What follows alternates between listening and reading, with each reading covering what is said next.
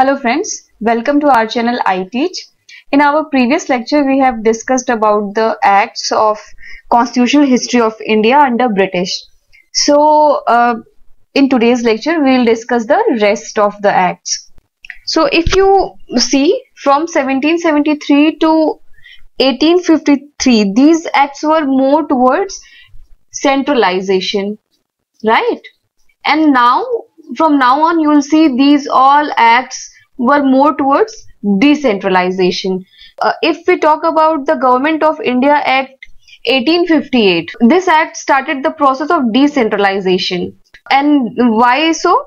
Because this act was enacted in the wake of revolt of 1857. So the act of it is also known as the Act for the Good Government of India.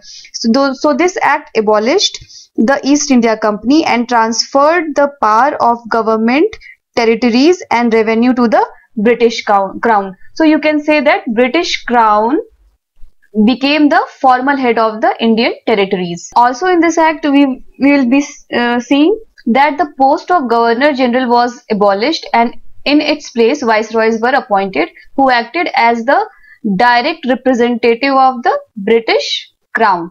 The Court of Directors and Board of Control were abolished and a Secretary of State was appointed to look after the Indian administration. The Secretary was assisted by 15 members to look after the minute details of the Indian administration. Also, they had no intention of annexing Indian states, that is doctrine of lapse abolished. Now Indian Council Act of 1861. So after the Great Revolt of 1857, the British government felt the necessity of seeking the cooperation of Indians in the administration of their country. In 1861, we will see the following features, like 3 acts were passed in 1861. Indian Council Act, Indian Judiciary Act and Indian Executive Act. It made a beginning by associating Indians in lawmaking process. Viceroy should nominate some Indians as non-official members. Earlier as well we have seen that it was non-official members of his expanded council. In 1862 what happened? Lord Canning nominated Raja of Benares, Maharaja of Patiala and Sir Dinkar Rao as a non-official members of his expanded council. It initiated the process of decentralization by restoring the legislative power of Bombay and Madras presidencies. We have seen earlier that before 1853 we will see the administration and acts more towards centralization, and now we are seeing the decentralization. That is, it reversed the centralizing tendency that started from 1773 and reached at its climax in 1833. Another was establishment of new legislative council for Bengal, Northwest Frontier Province and Punjab. Moreover, recognition to portfolio system by Canning in 1859. Under this, a member of the Viceroy's Council was made in charge of one or more departments of the government and was authorized to issue final orders and behalf of the council on matters of his departments. Further, empowered the viceroy to issue ordinances without the concurrence of the legislative council. During an emergency, the life of such an ordinance was 6 months. Let's move to the Council Act of 1890. Council Act of 1892 increased the number of additional non-official members in the central and provincial legislative council but maintained the official majority. Also, it provided for the nomination of some non-official member of the central legislative council by viceroy and on the recommendation of provincial legislative council and Bengal Chamber of Commerce, and in provinces by the governor on the recommendation of district board, municipalities, universities, trade associations and zamindars and chambers. Like today we see that in center president does that and in states governor. Further, it increased the function of legislative council and gave them the power of discussing the budget and addressing question to the executive.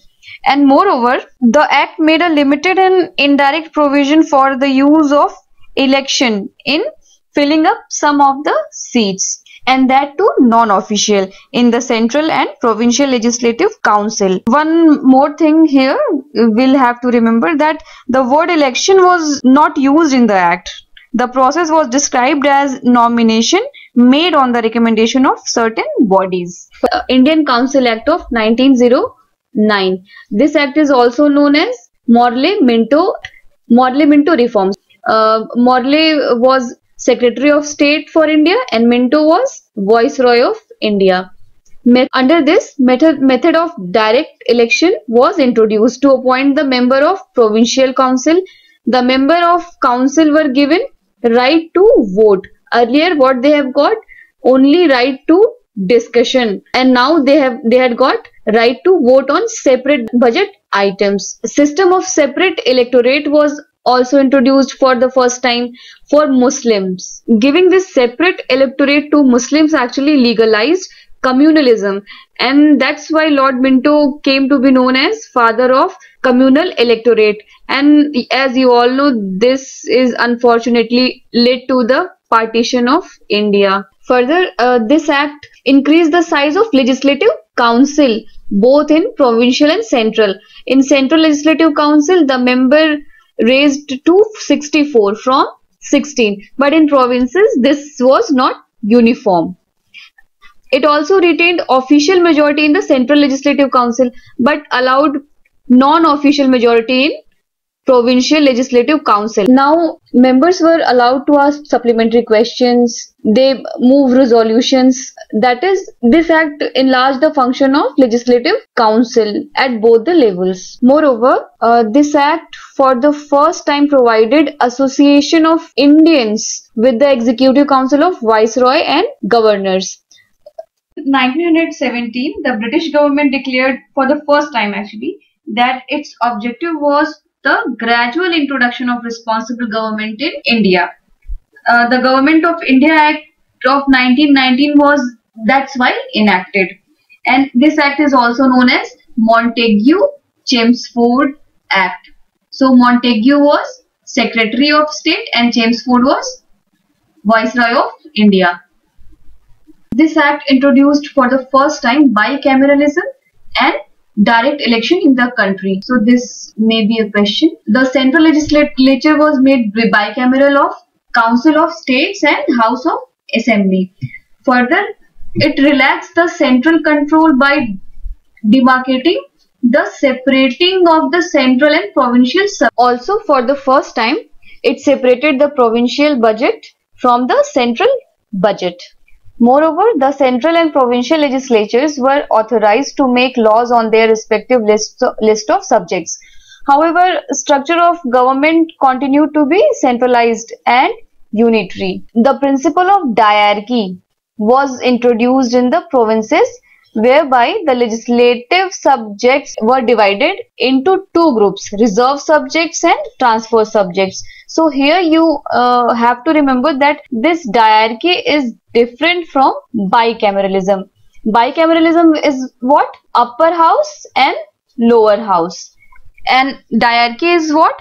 Diarchy is the dual scheme of governance, though this dual scheme was largely unsuccessful. Now, as we have said here that their subjects were reserve subjects and transfer subjects. So reverse subjects were under the control of Governor General and his executive council, and the transferred subjects were under control of popularly elected ministers. Moreover, this act required the 3 out of 6 members of Viceroy Executive Council were to be Indian, other than the Commander-in-Chief. So what we are seeing here, that the association of Indians are increasing. Earlier we have seen that only Satyendra Sinha was there, and now 3 Indians are here. Also, it extended the principle of communal representation by providing separate electorates for Sikhs, Indian Christians, Anglo-Indians and Europeans.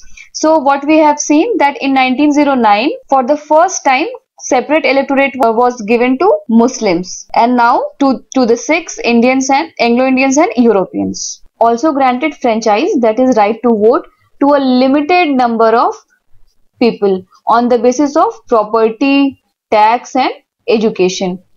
Further, it created a new office of High Commissioner for India in London and transferred some of the functions performed by the Secretary of State for India. It also provided for the establishment of Public Service Commission.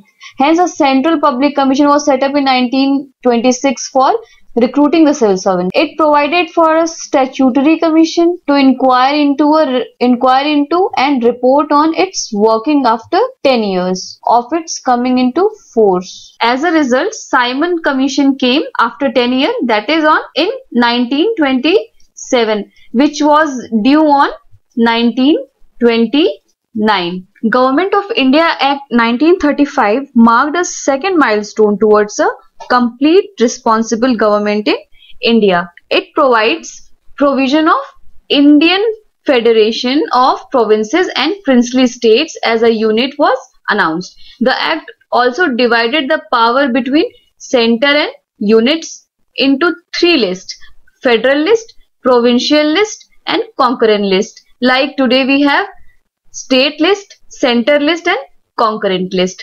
So, but it never came into operation as requirement was 50% of princely states should give consent and they never gave. Provincial autonomy was also ensured. It further extended the communal representation by providing communal electorates for depressed class and women and labor. Earlier we have seen that in 1909 communal award was given to Muslims for the first time. 1919 this was extended to Sikhs, Indian Christians, Europeans and Anglo-Indians, and now it also extended to depressed classes, women and labor. Further, it abolished diarchy in the provinces but introduced responsible government in the province, that is, governor was required to act with advice of ministers responsible to provincial legislature. This came into effect in 1937 and was discontinued in 1939. Also, it provided diarchy at the center, means federal subjects divided into reserve subjects and transfer subjects, and further it introduced bicameralism in 6 out of 11 provinces: Bengal, Bombay, Madras, Bihar, Assam and United Provinces. So what we are seeing here that in 1919 Act, diarchy was introduced in the provinces but was abolished in 1935 Act in the provinces, and diarchy was introduced in the very same year at the center. And if we talk about bicameralism introduced at the center in 1919 Act and was introduced in the provinces in 1935 Act. Further, abolished the Council of India established by the Government of India Act 1858. Further, it extended franchise, means right to vote. 10% of total population got the voting rights.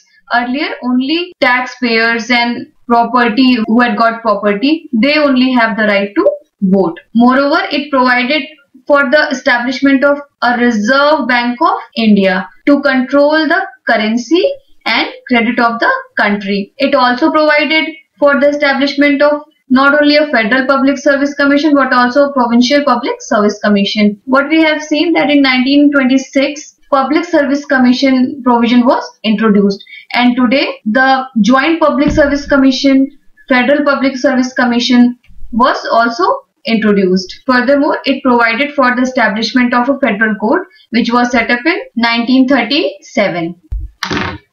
So the last act is Indian Independence Act of 1947. Actually, on February 20, 1947, the British Prime Minister Clement Attlee declared that the British rule in India would end by June 30th, 1948, and after which the power would be transferred to responsible Indian hands.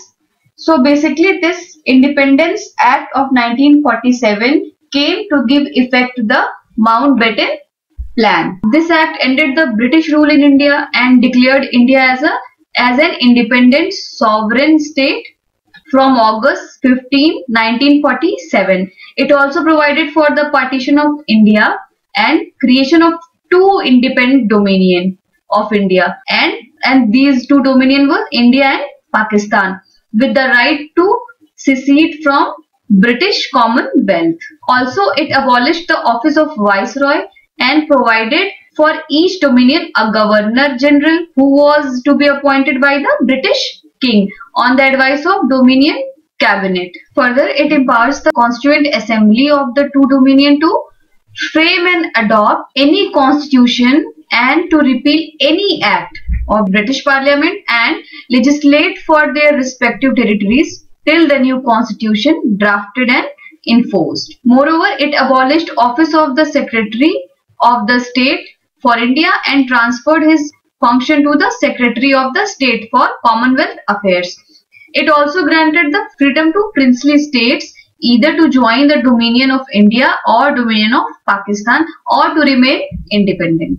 So as we all know, at the midnight of 14-15 August 1947, the British rule came to an end and power was transferred to the two new independent dominion of India and Pakistan. Lord Mountbatten became the first Governor General of new dominion of India, and he sworn in Jawaharlal Nehru as the first Prime Minister of independent India.